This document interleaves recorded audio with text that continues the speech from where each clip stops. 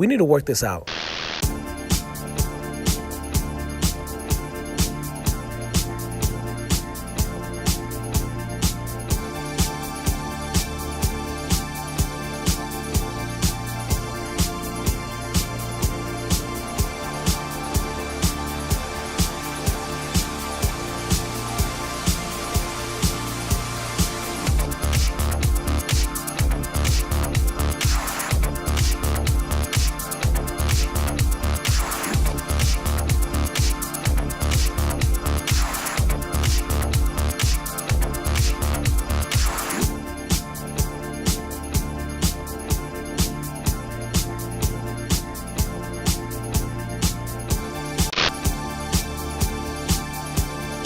And the title of my message today is, They Started It.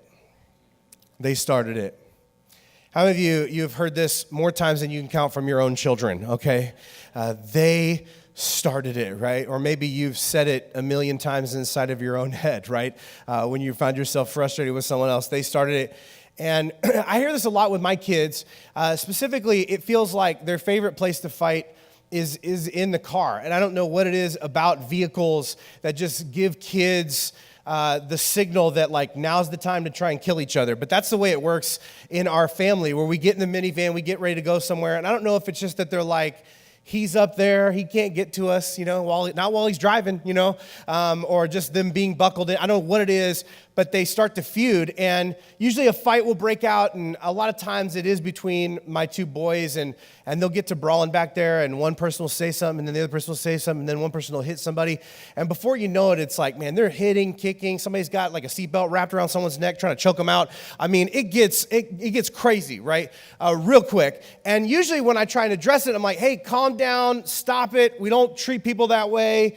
And notice how, I don't know if you do that in your family, where you always say, we don't do this, and they're like, well, we do. We're doing it right now, They'll usually point to whoever else it was, and they're usually both pointing at each other like, they started it, okay? I'm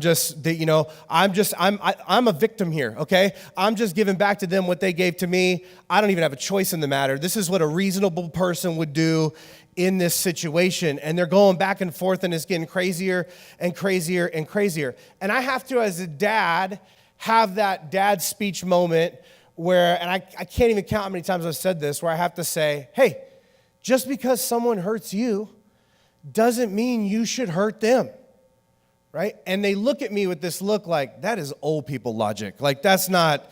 If somebody hurts me, I'm going to hurt them. You punch me, I'm going to punch you back even harder. You kick me, I'm going to kick you in the face. You know what I mean? Like you throw something at me and hit me, I'm going to roll down the window and throw it out. You'll never see it again. You know what I mean? Like, if you do something to me, I'm going to do it back to you, but I'm going to take it up a notch, right? I'm going to escalate it to the next level to teach you a lesson.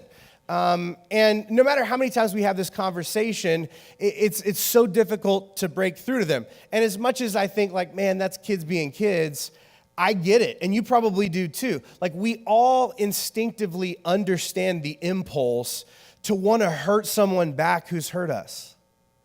Right? Like when somebody's done something to us, we want them to pay, right? We want them to experience the pain that we've experienced. We want them to feel what we've felt. And, most of us, as we get older, we kind of learn to curb the more violent aspects of those impulses, because we know, society doesn't really work well if we give in to them. And also, we don't want to go to prison, okay?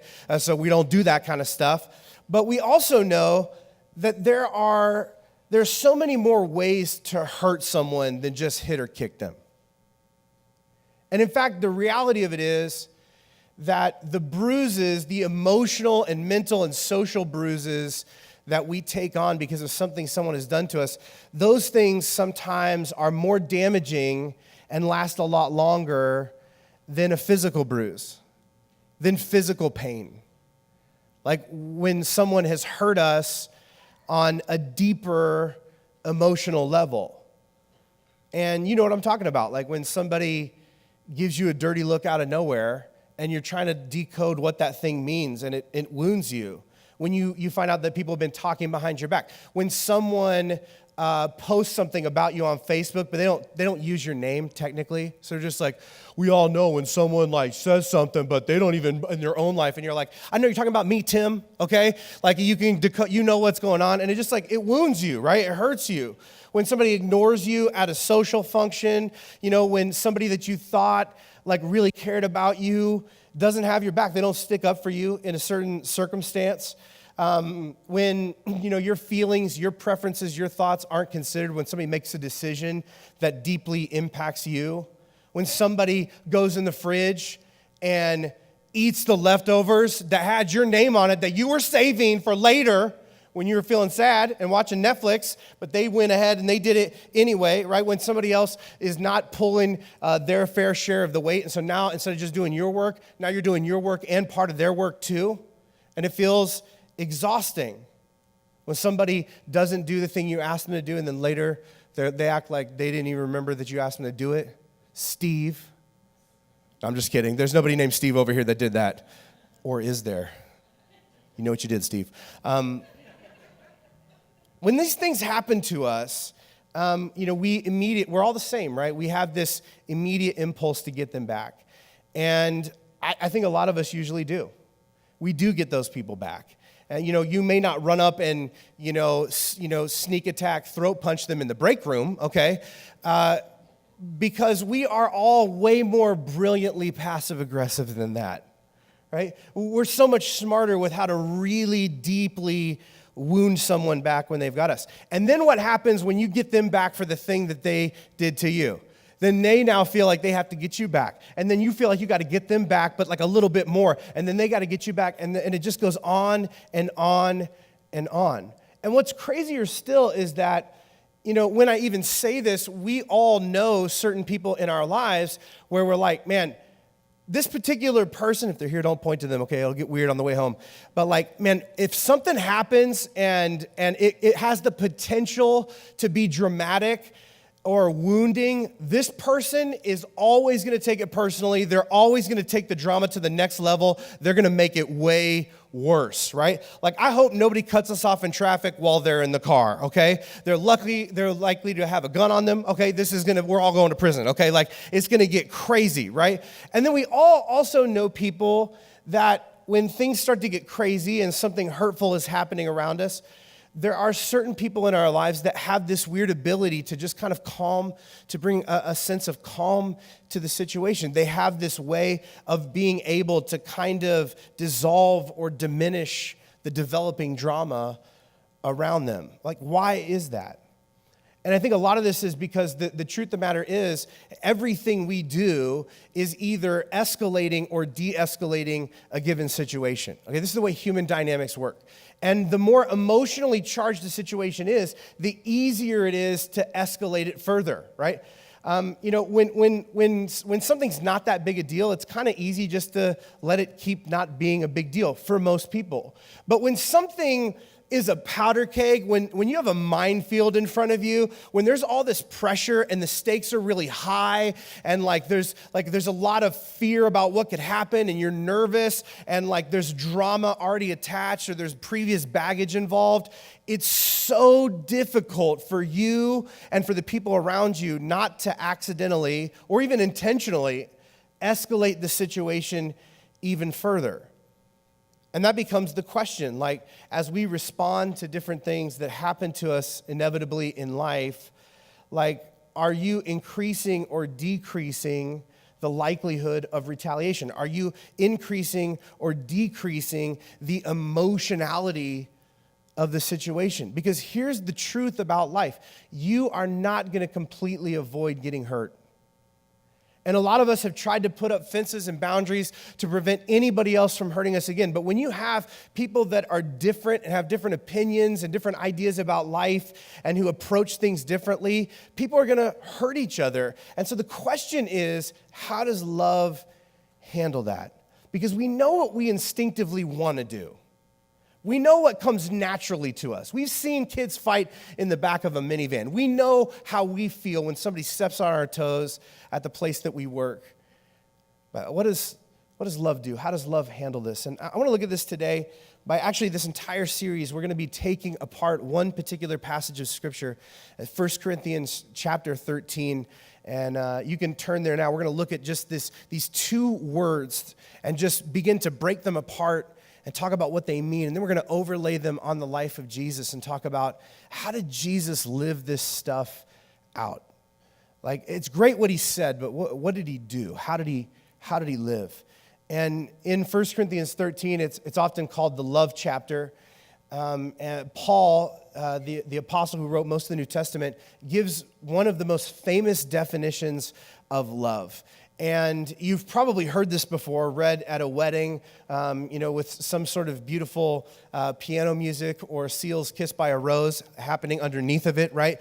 But when Paul wrote this originally, his intent wasn't to write pretty poetry for wedding readings, okay? He was writing to real people living in the real world who needed real help with real problems. And that was his aim in writing this, is talking about, like, how does love handle itself in real situations in the real world? And as he writes, he gets started with this definition. The first two things he tells us about love is this. Chapter 13, verse 4, he says, love is patient, love is kind.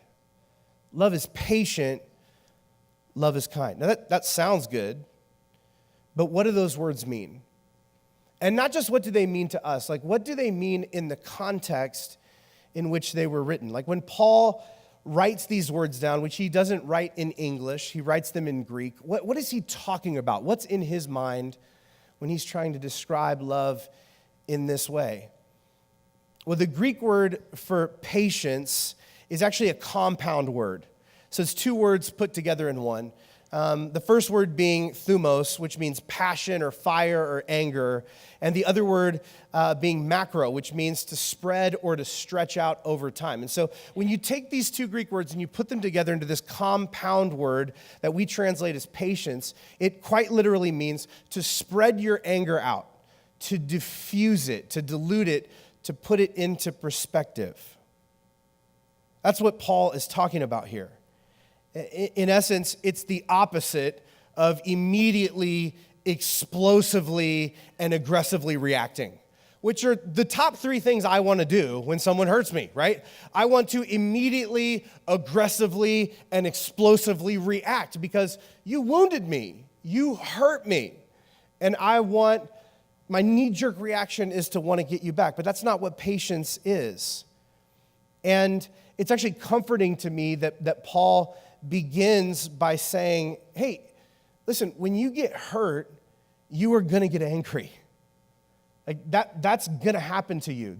That's normal. That's human. And in fact, anger in and of itself is not sinful. It's not wrong. The question is, what are you going to do with those feelings? Paul tells us that, anger really is just a base emotional response to not getting what you want. But he goes beyond that and tells us that love refuses to allow your anger to consume you. Man, when you get angry, when someone has deeply injured you, it's hard not to obsess over, isn't it?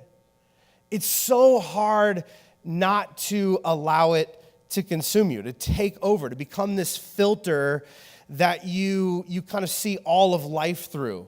To keep it from becoming the primary thing that you focus on and feel, this red hot thing intensely aimed at that particular person. But to be patient is to spread your anger out, to diffuse it, to put it into perspective. Patience is about how you receive the unpleasant words and actions that come your way. It's about slowing your reaction time. It's about taking time to take it all in. It looks like taking a step back, taking a deep breath, refusing to react impulsively, like attempting to put what just happened in the greater context of the story and assuming that there's probably more about what's happening here than anybody can see and fully understand. And it's ultimately determining to be calm even though they're reacting with aggression and hostility. Again, patience is about slowing, absorbing, de-escalating, and contextualizing. But this really is only half of the equation.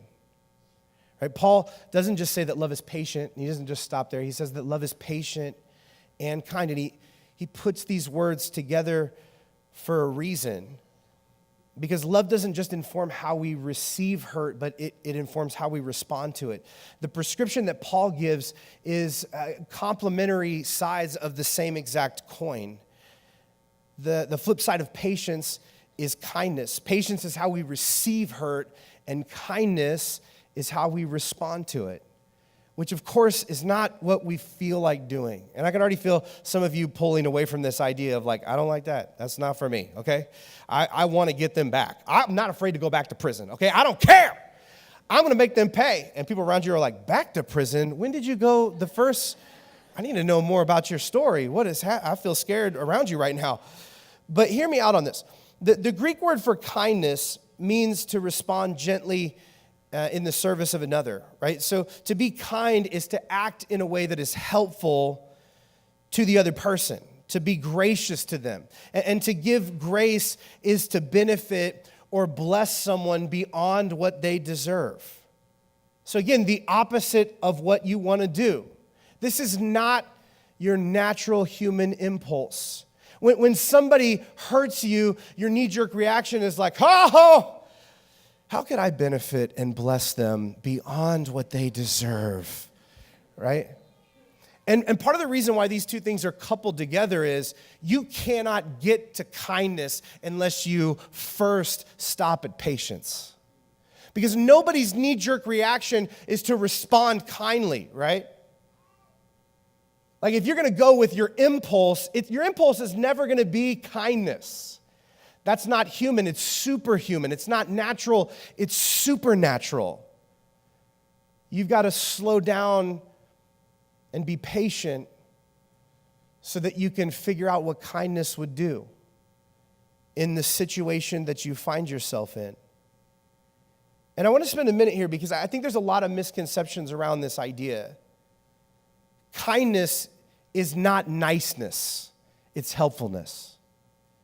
Kindness is not niceness, it's helpfulness. And sometimes what is helpful does not feel nice. And sometimes what seems nice on the surface is ultimately destructive.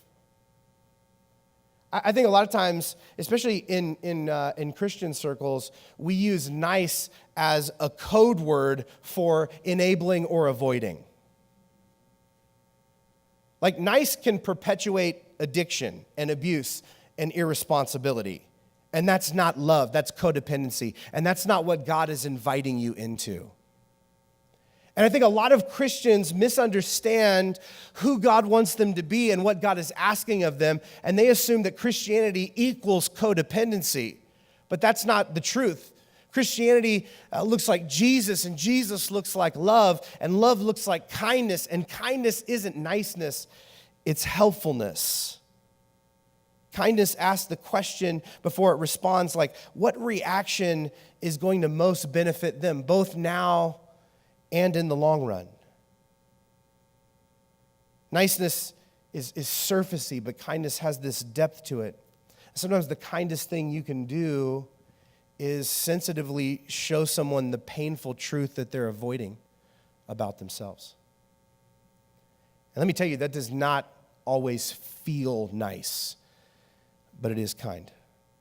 Because kindness is helpfulness. And so, when you define a word with another word, then that means that you now have to define this new word, right? And so let me give you a definition of helpfulness so we're on the same page. Helpfulness is empowering someone to see themselves clearly and take responsibility for their story. Helpfulness is empowering someone to see themselves clearly and take responsibility for their story. When you see yourself clearly, you see your whole self, right? The good, the bad, and the ugly. You have the balanced perspective of who you truly are. Because the reality of it is, you are not just your strengths and shining moments, but you are also not just your weaknesses and worst actions.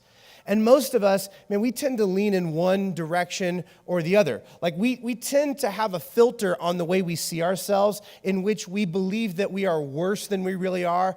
And then some of us, we think that we are better than we really are. And others of us are bipolar. And so we go back and forth over and over again, right? We can't make up our minds. Like if I'm feeling down on myself, give me 15 minutes, right? I'll think I'm the greatest person alive, right? I wonder, like, if you've ever had these moments before, right, where you kind of tend to live your life between complete arrogance and crippling insecurity. There's like no in between, right? It's one or the other. And that is common to people. But every human is a multidimensional being. That's what's real. Acting as if somebody is all bad because they hurt you or all good because you like them, it's not kind. It's not helpful because it's not true. And this means that sometimes kindness looks like pulling someone aside and saying, hey, you are so hard on yourself. Like, I don't think you see how amazing you really are. I don't think you realize how much you bring to the table. And I want you to know that we see you, that we know how hard you work, that we know like who you really are. I mean, there are beautiful aspects of who you are that is so unique to you. You are irreplaceable. And yet, sometimes kindness looks like a different conversation. Sometimes kindness looks like saying to someone, I'm not really sure if you are aware of how this thing about you, how badly it is hurting both you and those around you. And there's this character flaw, there's this blind spot in your life, there's this way of talking or treating people, and it may not even be intentional, but it's wounding. And I love you way too much not to help you see yourself clearly. And you are not all bad. And you are not all good. You're a multidimensional person. The other side, of course, to helpfulness is to help empower people to take responsibility for their story. And when you take responsibility for your story, you realize that you are radically in charge of your own life. And that doesn't mean that, like, there aren't other things that weigh in, right? I mean, you circumstantially, you may have some things that are stacked against you. And certain people may have an unbalanced view of you. And you may have been treated wildly unfairly again and again. But what is also true is that you are not entirely helpless. You do not have to live like a victim in your own life. You can wake up to your value and who God has made you to be. You can make new decisions about who you want to be, the kind of person that you want to be, the kind of life that you want to live. And letting someone believe that everything they don't like about their story is always someone else's fault is not kind. It's not helpful. It's not honest.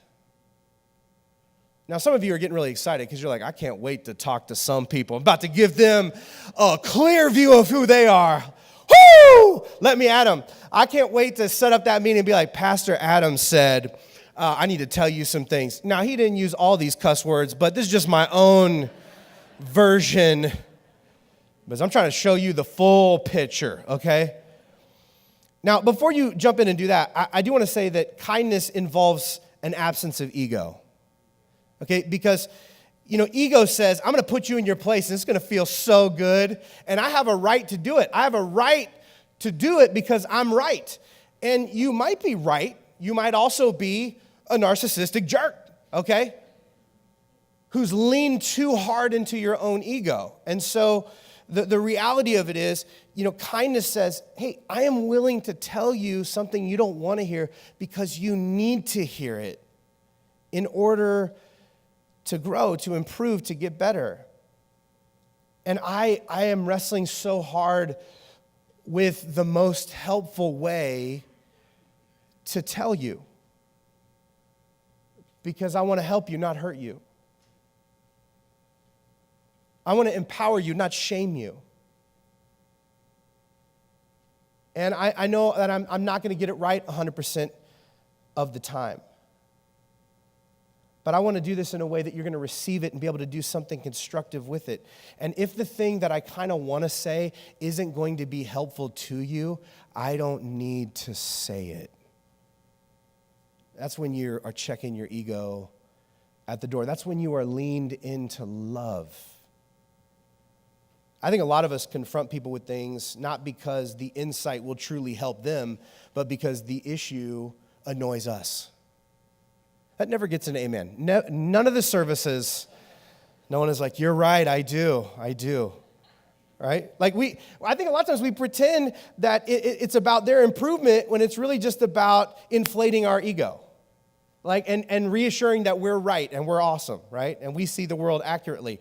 But like, man, this is not just something other people do. This is something you do. This is something I do. This is something that we all do. And so you're going to have to lean away from your ego if you want to lean into love. In the words of the prophet Ice Cube, you better check yourself before thou wrecketh thyself. Okay? This is King James. It's King James Version, Ice Cube, chapter 4, verse 32. So that's what these two terms mean, okay? But, what do they look like? What do patience and kindness, what do these things look like in the real world, in real-world situations? And I want to highlight this by looking at a scene from the life of Jesus in the book of Luke, chapter 22. And before we read this together, just so you have context and know what's going on, Jesus knows he's going to die. He knows that he's about to be killed. In fact, he just spent a bunch of time in a garden weeping, like crying uncontrollably, sweating drops of blood, like arguing with God about not wanting to step into the pain that he knows is coming, because he's aware that one of his close friends and followers is about to betray him. That people who were just a couple days earlier cheering for him, claiming that they supported him, that they were all going to be, in just a few moments, rallying for him to be murdered for crimes he didn't commit. And it's heartbreaking. In other words, the scene before the scene that takes place is already extraordinarily emotionally charged, right? And the more of a minefield something is, we already know this, the harder it is not to accidentally escalate that situation even further, because it's painful. And so what does Jesus do in this situation? It says this, Luke 22, verse 47, it says, a crowd approached, led by Judas, one of the 12 disciples, and Judas walked over to Jesus to greet him with a kiss, and Jesus said, Judas, would you betray the Son of Man with a kiss? Now, it's obvious that's what he's doing. What is Jesus doing? Jesus is slowing down and holding up a mirror and saying, are you thinking about what you're doing right now? Is this who you want to be? Is this what you want to do? Verse 49, it says, when the other disciples saw what was about to happen, they exclaimed, Lord, should we fight? We brought the swords. This is hilarious to me. Like, we brought our swords, we brought these swords. Like, I just picture a wheelbarrow just full of a pile of swords and a sign that says, the swords, right? And they're just like, we got the swords. Like, they don't even know. These guys are scholars. They don't know how to fight. They don't even know how to, they would probably like take us, just like throw a sword like that. They don't even know how to use, they're like, should we do it? Like, fight to the death. Like, we're mad. This is not right? And it says that one of them, verse 50, one of them struck the high priest's slave. We all know it was Peter, okay? Peter went to Luke before this and was just like, dude, just don't put my name in there. I don't want people to know about, just say, like, do what people are going to do in the future on Facebook. Just be like one of them. I just need, people are going to know contextually. I just need people to be like, I don't know, it could have been Bartholomew. Like, I don't want all of it just automatically people judging me. But one of them struck the high priest's slave, slashing off his right ear. Verse 51 says, Jesus said, no more of this. I picture him just silencing the crowd like a dad from the front seat of a minivan. Like, no more of this. We're done. It says he touched the man's ear and healed him. And then Jesus spoke to the leading priests, the captains of the temple guard, and the elders who had come for him. Am I some dangerous revolutionary, he asked, that you would come with swords and clubs to arrest me? Why didn't you arrest me in the temple? I was there every day. But this is your moment, the time when the power of darkness reigns. Again, he's trying to hold up a mirror and say, hey, before you do what you're about to do, are you aware that you're doing it? Are you aware that you are being overtaken by this mob mentality? Are you aware that I think you're making the wrong choice, the wrong decision here? And I love the stinging phraseology of like, this is your moment, the time when the power of darkness reigns. I'm going to start saying this to people when they do something I don't like. Are you sure you want to do this? Steve, why didn't you bring this up in front of everyone at the conference table? We've been talking about this 3 days in a row, and now you spring this on me? But that's fine, whatever. I guess this is the time when the power of darkness reigns. Steve. Some of you are like, who's Steve? I don't know. It's just a name. It's just a name. Jesus' disciples, they're angry. They're absorbed in the moment. Their feelings are hurt.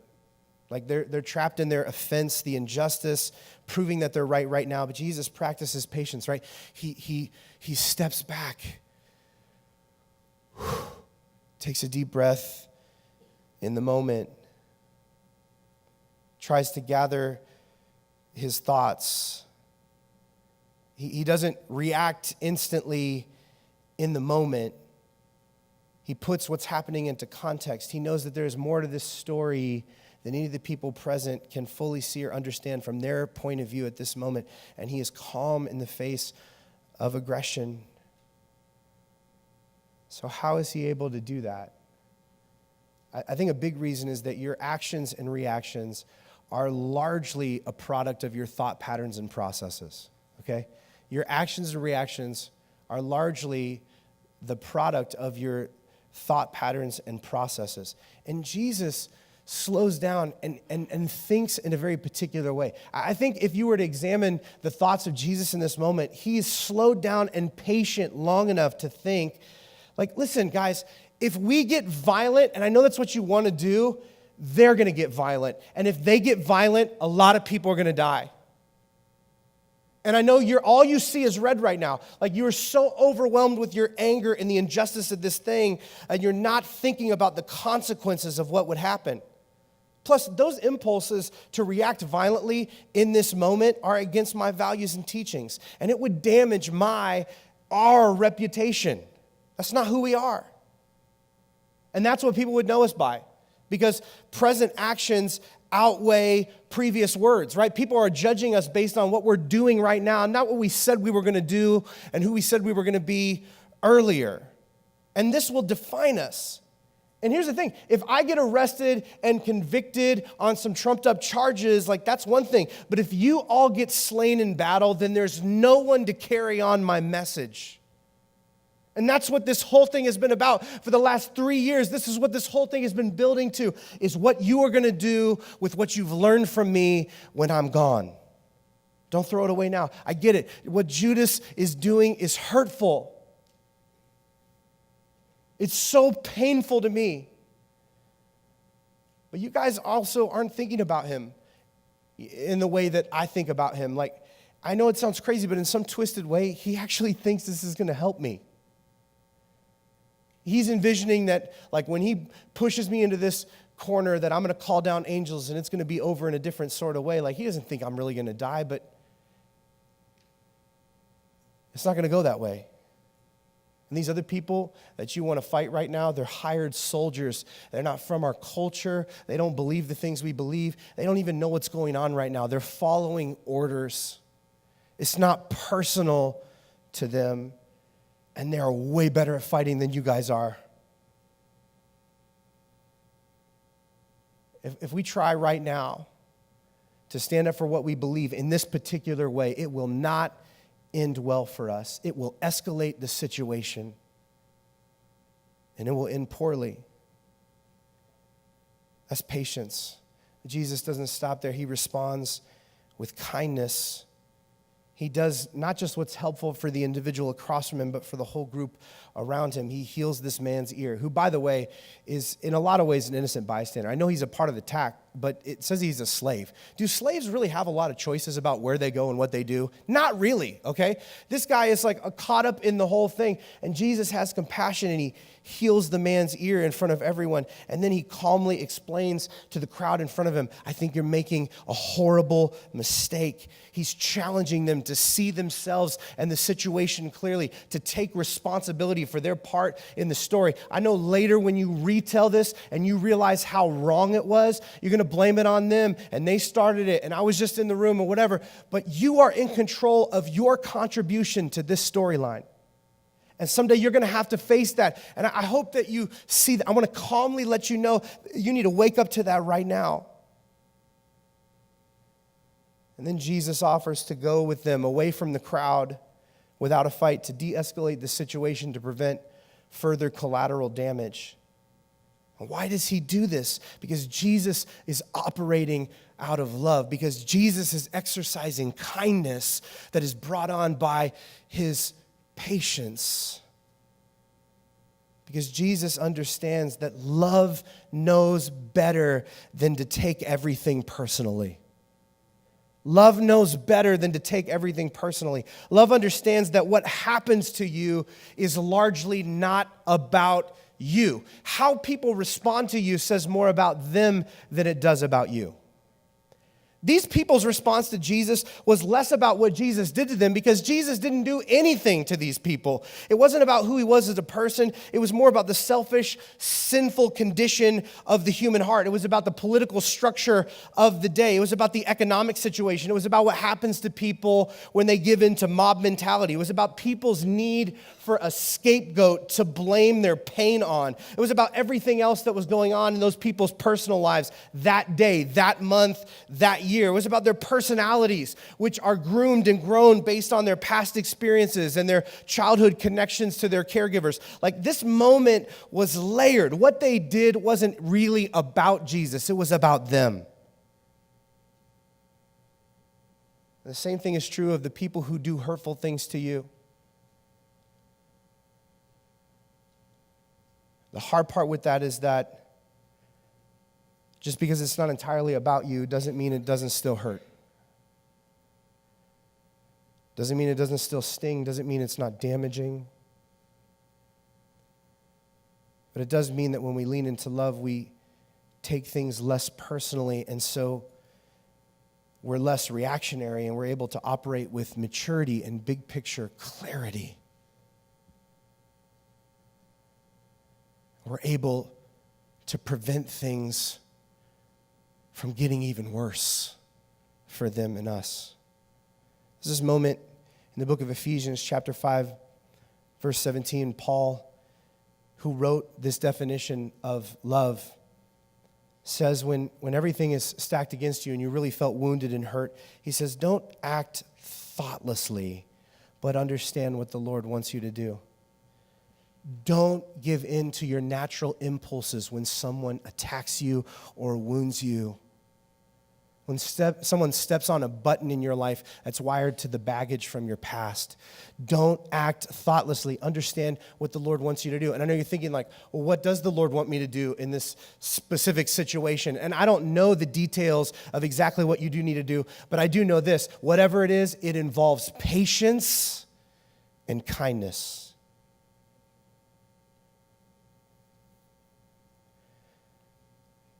When my wife and I were youth pastors, there's this woman who had two teenagers that were in our youth ministry who were on the worship team. A 16-year-old, he played the drums, and a 14-year-old, she played guitar. And one morning when they were driving to school, the brother was driving, a drunk driver hit them, and the girl died. And I went to be with them at the hospital. And I cried with them. And I'll tell you, they were hurt, and there was a lot of anger in the room. Because it's human, it's normal, and it's not wrong. And the question I kept thinking is like, well, what are you gonna do with this? Where does this go from here? A few days later, there was a funeral. And a few days after that, This woman called me up to ask if we could send a youth leader from her daughter's small group to go with her to the jail where the drunk driver was being held, but slammed into her daughter and caused her death, because she wanted to show up and let him know that while she was going to press charges, that it wasn't because she hated him, that there were consequences to his actions, but she forgave him. She wants him to get help. In fact, she brought him a gift and gave it to him. And she wrapped her arms around him and gave him a hug, and he bawled in her shoulder.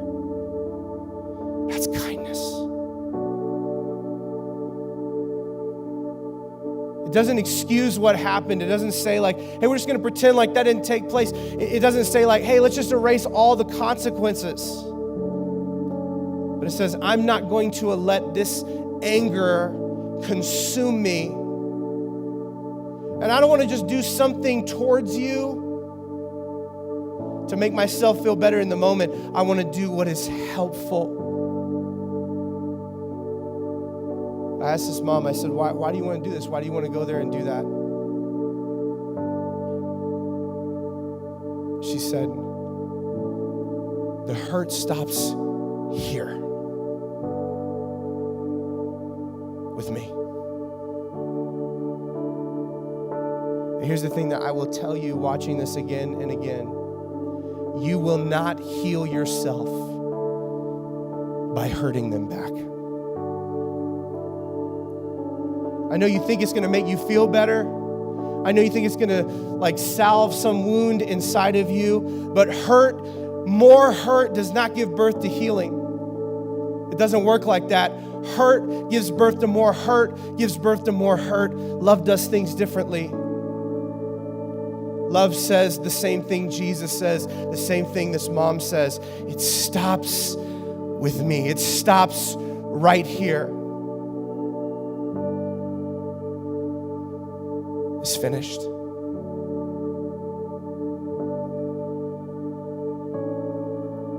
I wonder what would happen in your life, in your relationships, if you decided to lean into love. If you decided to embrace the way of Jesus and respond when you least feel like it, by slowing, absorbing, de-escalating, contextualizing, and then helping. And I'll tell you, it is not your natural inclination. It is supernatural empowerment from God. Why will you be able to do this? When you step into the reality that Jesus has already done this for you. This is why Jesus has the audacity to ask you to do this, because he's already done it for you. When you hurt him and those around you, he responds with patience and kindness, and then he says, pay it forward. Pay it forward. Pay it forward. Slow down, absorb the pain, de-escalate the situation, contextualize the story. They're hurting because they're hurt. And then help them and the situation move towards a place of healing.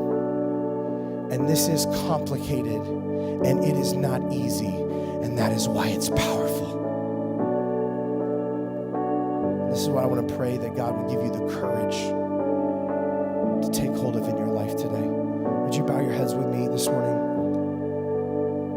God, I'm grateful and thankful for the gift of life you have given us. And God, I'm grateful that we're emotional beings. We feel things deeply. And yet, that means that we feel the highs and we feel the lows.